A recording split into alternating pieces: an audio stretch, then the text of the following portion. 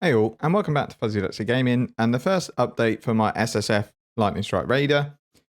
Played sort of a day and a half. I didn't bring a day one update out because I didn't play for a huge amount of time on League Start. I only got to like Act 6, then finished off on Saturday morning, so there wasn't really much of an update to bring out because I was only just getting to sort of tier 1 maps. So I've had a chance to play a lot more now. Been able to play around with the lake mechanic quite a lot, which I know a lot of people are bashing, but I actually think it's really good, especially for SSF. I think the problem is maybe people aren't geared enough to actually push the really difficult content to see what rewards can actually come out. So even if you get to like difficulty 6, I have had flash breaches in there to the point where it crashed my computer. There's that many mobs. Same with Harbinger. You get about 7 or 8 different Harbinger packs. I've had a 6-link drop from the reward chest when they've been at like tier 5 or 6. I've had fractured items. I've had synthesized items. So I think it is going to be slightly RNG, but people saying it's the same as running a map. It's not. It's definitely more rewarding than a map unless you're super juicing. I just think people need to understand, well, everyone needs to understand a bit better how to set the league mechanic up to get the most rewards out of it. But just remember, on day one, people were saying Sentinel was rubbish. And then by the time it went, they were saying it was the most juice they've ever had in the game. So I'm really enjoying the mechanic. I'm building every single lake, and I'm doing every single one that I come across. So I'll just run through the character. So I have got a 6-link, which I managed to link with Tainted Fusings. Now, I've been quite short on 6-link 5 sockets. Harvest Craft is gone. So this was 5-link 6-socketed. The stats on it were actually really good and the colors were perfect. When I corrupted it, it kept the 5-link, but it changed the stats and it changed the colors. But I had one Tainted Fusing. I was desperate to get off a Helix. So I used the Tainted Fusing and it's 6-linked. I think Tainted Currencies are going to be good, but only really for chancing a 6-link on an item that if it goes 4-link, you're probably not going to go any further on it. Because I think, judging on, I've been spamming them in standard, it's probably like a 1 in 7, 1 in 8 for it to go 6-link. So you're going to spend an absolute fortune if you're trying to target 6-link as specific corrupted item. But in SSF, for example, you're going to find loads of 6-socket 5-link items. You just roll it till the stats are okay. Corrupt it, 6-link it. If it doesn't link, you just sell it through jewelers and you go again. I think that's going to be a good way to get a 6-link in SSF. I have had an uncorrupted one drop, as I said, from a juice reward box in the league mechanic, but it's pure strength and the color crafts don't exist in Harvest anymore, which I'm sad about because this I could have used because I've got quite decent strength, but we'll see. I don't particularly want to waste loads of chromes trying to get this colored. So this is nearly there. It just ideally needs another red because I'm on Ancestral Call. I've had to drop Inspiration and LE damage with attacks. So my 6-link for this setup is Lightning Strike, Nightblade, added Cold, added Lightning, Trinity, and Ancestral Call. And it's working absolutely fine. I'm still progressing my map tiers. I've only dropped a couple of tier 8 maps, so I've just started the Syrian XR questline. I did Uberlab as soon as I got my 6-link. It was a bit rough, but it was quite a good day to do it. It was really short. It was quite safe. It wasn't like the buffs were easy to turn off. The only problem with the lab run I did, which would be today's lab actually, was that the Dark Shrines, there's only 2 en route, and one of the, where it should have been, seemed to be bugged because it just wasn't there, so I couldn't get any Dark Shrines, but it is a very easy lab today. If anyone wants to chance it to go through it, I think you can do it in like 7 or 8 rooms, so it's really short. And that's definitely helped the build feel less clunky. I've still not got much DPS because I've still got really bog standard like jewelry. I haven't really got anything that adds any damage. I managed to craft a reservation efficiency helmet, which I would recommend 100%. Even if it's just 6%, it eases your precision. So I can have 122 mana with my precision that's at level 17, and I don't have any accuracy on gear. So I'm probably going to need to actually push that to level 20 because I have a feeling I'm not going to be 100% chance here. Yeah, 98. But with a 20 precision, I will be at 100. It's difficult to swap to Lightning Strike on a 5-link. I tried and it just felt awful. So I think 6-link is minimum, even in SSF. Just put up with Helix.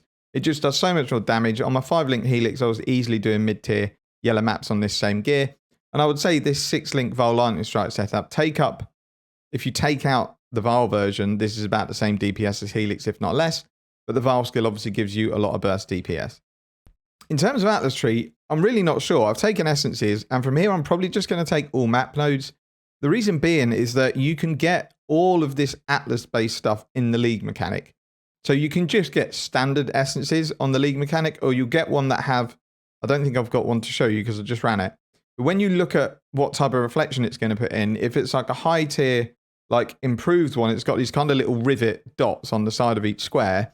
And that's what it does with the lead mechanic one. So it'll either just be area has essences, or it will be essences found are a tier higher and can be duplicated and can have 3 more essences and can have additional essence. So it puts all of those into the one tile and you can put it on. And the further you put it to the end, the more essences you're going to get, but the more difficult it gets. So I had like a tier 4 lake, shouldn't be particularly difficult, and I put the essence at about difficulty 5, difficulty 6. Then I corrupted them, so I had like 4 deafening essences, 4 shrieking essences. They're difficult. It also seems to really favour doing like 3 mod arch nemesis and rare ones. Like I had an effigy, a soul eater, and something else. I didn't even bother opening it because I know 100% I wouldn't have been able to do it. But yeah, I think you're going to be able to really juice that lead mechanic up. I just don't know whether A, most people's builds are going to be able to handle it, and B, most people's PCs are going to be able to handle it. So that's kind of the update for now. It's really just grinding Atlas progress because I'm only at 35, because a lot of my early progression, once I got essences, was just grinding all the lower tier maps that I had to start getting a supply of essences. Now that I've got a build that can probably push to early tier red maps on no more upgrades, I'm not going to spend any essences until I get some higher tier gear. So I'm starting to get some essences together. I'd obviously like a lot more. I've had a couple of the currency drop, the Exarch orbs, just to see if I could flukily roll +1 strike. And on my first try, I rolled increased damage of frenzies. I was like, I'm not going to roll over that because I've only got 2 orbs left, and I might end up with something that's not usable. Same with the E2 Worlds. Lightning damage to each life doesn't do loads, but it's better than having a brick. I haven't got any on the helmet, and I haven't got any on the boots because these are just really stopgap items. I've used Harvest to craft the shield as per my guide. It still works. Harvest to do this craft is 50 life force, which is easy to get. So I haven't really been juicing anything. I've maybe done 3 or 4 harvests. Like, they don't drop a lot of currency. We know that. But with this currency here, I could do 2 rolls here, 5 here, and 1 there. So that's kind of the gear so far. So we'll do a quick map showcase just to show you what the build feels like after like a day and a bit of playing. And I'm quite happy with it. I was getting a bit frustrated with how struggle it was on 5-link, but it's just the way it goes. So we'll run this because we need this for completion. And that's going to be it for the video. I'm still streaming on Twitch every day at the moment. I don't really have a schedule, but if you follow me, you'll get a notification when I go live. And if you're about, pop in, have a look. Questions you've got, I'm happy to answer as you go along. So I'm not particularly in a rush to get through this playthrough because it's SSF. But thank you very much for watching. Hope everyone's league start went okay, and I'll see you next time.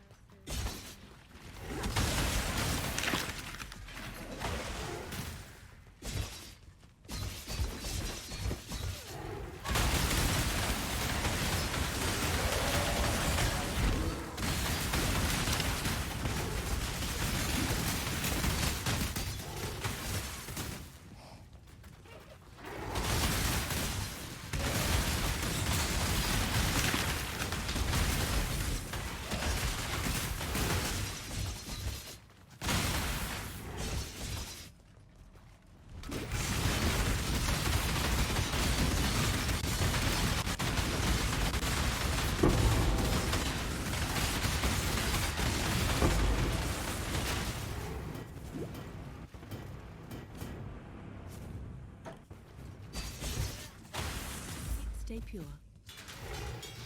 Well, now the Everett assistant can find a place to deploy a tower.